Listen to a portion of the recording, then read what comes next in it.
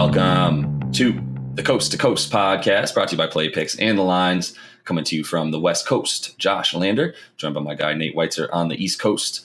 And we are looking at our favorite video of each and every weekday, that player props video that we are looking to stay red hot on after we're back from this all-star break with you guys. Nice 8-game slate tonight as well. Make sure you check out those other couple videos that we have up for you today.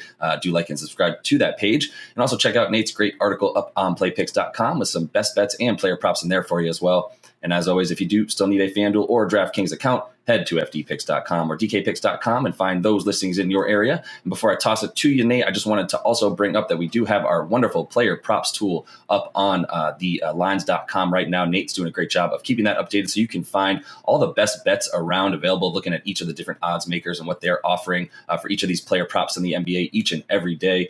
So stay on top of that so you can definitely find those best bets, those best odds available when you are ready to make your bets. And with that, Nate, let's jump into the player props for the night. Yeah, absolutely. And we talk about overs across the board in Chicago tonight as they host the Hawks. So obviously you're going to want their number one guy right now, Demar Derozan, really the most efficient scorer in the NBA over the last few weeks. Just broke the record for 35-point games with at least 50% field goal shooting in his last 7, now averaging 38.5, shooting 60% from the field. So cleared that by a nice bar. And his prop, not the 25.5 that we laughed about early in the season and continued to hammer, but it's 28.5. Still very low for someone who's averaging 10 more points per game than that and facing a team that's 25th in defensive rating on the road. I also kind of like the assists for DeMar. If you combine them, 34.5 points and assists gets you a little bit of better juice. I think he'll almost get you there on his own with points. He's probably going to get 32 to 35 at least, I would think, against this Hawks team. But in 2 meetings with the Hawks this season, he has 55 points and 18 dimes. So doing it both ways for Chicago. They've totaled both those games have totaled 248, which is why we like the over again. And if you think Chicago can win when they're 23-8 straight up at home, if you think it's going to be a close game, DeMar is among the top in clutch scoring, and top in fourth quarter scoring. So that'll be even more assurance for you. But 30 points for him in a win is plus 210 at FanDuel. Love those player performance doubles. Have no problem throwing that in there as we expect Chicago to handle business. We do, yeah, and I mentioned in the video about Chicago and Atlanta specifically that DeMar DeRozan's assists were tasty as well. At 5.5 assists, you get plus 120 for him to get 6 assists in this game. He's averaging about that about 5.5 on the season, but he's recorded 7 or more assists in 7 of his last 8 against the Hawks as well, all the way back to when he was with the Spurs and distributing there against them. So I think there's plenty of opportunity for him with those points and assists. Love the 30 and a win as well. I do feel good about the Bulls at home versus a really bad road team in the Hawks there. So looking at a guy that we're going to look to take advantage of while Chris Paul is out for the regular season, Devin Booker, over 28.5 points for him tonight. Or you can consider on FanDuel 41.5 PRA, which would put you right about 13 assists and boards combined. Starting with the fact that there's no CP3, as I mentioned, there's also no campaign tonight. So both those guys, obviously, the top 2 point guards on the team and distributors out. So you got to like him to have the ball in his hands a lot more as well tonight. In his last 10 where he's played without Chris Paul, our guy Book, over 31 points a game, about 6 boards and 7 assists in that time frame. That gets you nice and over that 41.5 PRA that we like. His last 6 versus Oklahoma City, who, good for them, pretty good defense. They've maintained that on the season, but still his last 6 versus OKC, 32.5 points a game, shooting 52% from the field and 45 from 3, 94% from the line, one of the best free throw shooters in the game. His offensive rating is 129 in those last 6 versus OKC at. So I feel really good about Book tonight. I mean, I feel good about the Suns in general. We'd love to be able to take Cam Johnson tonight, a guy who's hit for us pretty much every time we picked him this season, as he also does really well when he gets those minutes and time, from some of the guys like CP3 who are missing tonight. But I think either way, you got to feel really good about Book and getting close to 30 points, if not well over that tonight. Yeah, and I mean, this is a prime opportunity to use that prop finder at the lines, and you can see he's actually at 27.5 points if you get an account at Caesars Sportsbook. Can also get better juice on his assists rather than at FanDuel, where you get 7.5. It's 6.5 at most of the other books. Yeah, and in any case, you can expect him to be handling the ball a ton, like you said. There's some good value here because OKC has been so stingy on defense lately and has been playing a lot of slugfests.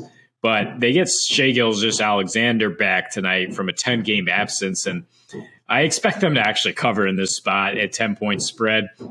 OKC has been really feisty. They've actually covered in 6 of their last 10, and they've been tough to cover against, especially at home. But Booker has had no problem scoring against them, as you mentioned. Also looking for Cam Johnson props to come up. I think that's going to be a kind of a sneaky play to get a boost without Chris Paul. He's just going to get more minutes. He's going to get more usage, and he's going to be more of the kick out partner for Booker if he's the one that's initiating the offense for the Suns tonight. So keep an eye out for those. So I'm looking at a couple props for the Detroit Pistons tonight as they host the Cavs. And that's another situation where you're getting value because the Cavs, the best defensive team in the East for most of the season, have kind of unraveled on the road lately. In their last 7 road games, they have a 118.7 defensive rating. That is 6th worst in the league during that span. That includes when Cade Cunningham went for 19, 10, and 10 against them on January 31st. I like his all-around production. He gives you stats in a lot of different areas. So 27.5 points, rebounds, assists is appealing. He's just below that in his last 3 in terms of averages, 14, nearly 15 points, nearly 6 rebounds, and 4 assists. But his usage rate up to 31.5%. As Detroit looks to get him going. And this is a rookie of the year showdown with Evan Mobley. So that partially contributed to the triple-double for him. I also like, if you want straight points, Jeremy Grant, who I told Josh his number one priority in life is to average 20 points per game. That is why he forced his way out of Denver. That's why he's in Detroit trying to get more usage. And he's averaging 16.5, exactly his prop, in 5 home games since returning, but the minutes have been pretty low as he comes back from a 2-month absence, basically. So he should ramp up after the All-Star break at this point. And in his last 3 against Cleveland, granted 2 of those last year when Cleveland was just straight awful on defense, 23.3 points per game on a 131 offensive rating. I think he can get over 16.5 points tonight. I think Cunningham can get over his rebounds and assists total, depending where you find that. Yeah, that makes sense. Jeremy Grant will probably be doing a bit more scoring from the outside when it comes to playing the Cavs and Mobley and Allen down low, which is also why you might consider Cade, who is going to be playing a little bit more outside. But I mean, Cade likes to get into the lane just as much as he likes to do anything as well. So I think both these guys, while as you mentioned, this Cleveland Cavaliers defense is terrifying to say the least, you can get through at the top of their defense for sure with those small guards that they have. And I think either of those guys work tonight as we continue to take advantage of the fact that when the Cavs are road favorites, they go over and they give up points, right? So that's a good call there. Lastly, we're going to have to go very high if we want to take Joker tonight, but I really, really want to take Joker tonight. So that's probably why Vegas put his number so high, is that they knew that that's exactly what people like myself wanted to do. His points, rebounds, and assists tonight is at an absurd 51.5. If you want that. I do want that. I'm not going to lie to you. I would take whatever it was, whatever they gave me at this point. I would probably take Joker. If you want his 14.5 rebounds over that is even money. Him to get a triple-double is only plus 165. And the last one I'm going to throw at you is that I would just like to win a bet with Joker tonight and put money on him. So I think I'm going to for sure hit a double-double and a victory combined for the Nuggets tonight, which would get you minus 158. So you're not getting a ton back there, but I think that, look, they're going to win this game. Joker to get a double-double is about as inevitable as death and taxes at this point.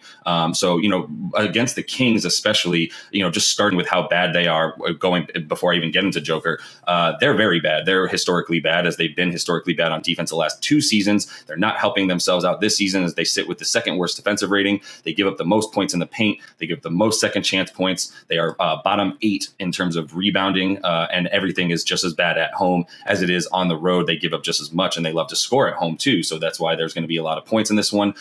In his last 4 versus Sac, our guy is averaging 34.5 points, 11 boards, and 10 boards. Well, it's 11 boards and 11 assists, hovering right around both, right? And so we're talking about averaging a triple-double. We're talking about averaging about 57 points, rebounds, and assists, or about that combined based on all his averages in those last 4. And he's a road dog as well. I mean, our guy does just as well on the road this season, actually averaging 15 boards a game in his last 10 on the road, 9 assists and 25 points. So slightly below that, but I do like, like I said, the fact that this Kings team is just putrid on defense, and definitely the weakest point of their defense is down low. Domantas Sabonis playing on the Pacers, as we know how many points they've given up all season, especially when he was on the squad. It's not like his addition is really adding much to their defensive prowess in any way around the rim. So I think this is a game where whoever was playing the Kings at center, I'd feel probably pretty good at. It just happens to be the best center in the NBA who's on a complete tear. Yeah, the points really jump out to me when you look at his numbers recently, 34.5 against Sacramento. So, I mean, there's a lot of ways to bet Jokic right now. But I think 27.5 points, which is kind of the round number we're hitting here with Booker and with DeRozan too. I like him to get over that as well as we come out of the All-Star break. And slightly better odds at just points and rebounds if you don't mess with the assists.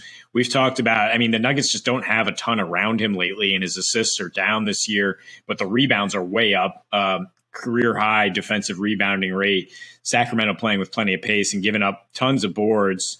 So 42.5 points, rebounds maybe gets you a little bit better value than mixing in the assists. Yeah, it's fair. I mean, the thing that, I just wanted to do was get some from all his stats. Even if that was down to like 49.5, I would feel better. It's just once it gets to that 5 number where you're like, because that's an absurd game. But either way, like this is going to be an absurd game for sure as we watch it. It's not going to be the most fun thing in the world necessarily, but I mean, there'll be some pretty decent basketball on the offensive side. So feel pretty good about Joker tonight. And that is all the time that we have for you guys in this one as we look to stay completely hot with these player prop picks this season. We are still, close to about $3,700 made since January 1st if you just put $100 down on each of these. So we'll look to continue that with you guys this week. And until next, we see you next. Happy betting.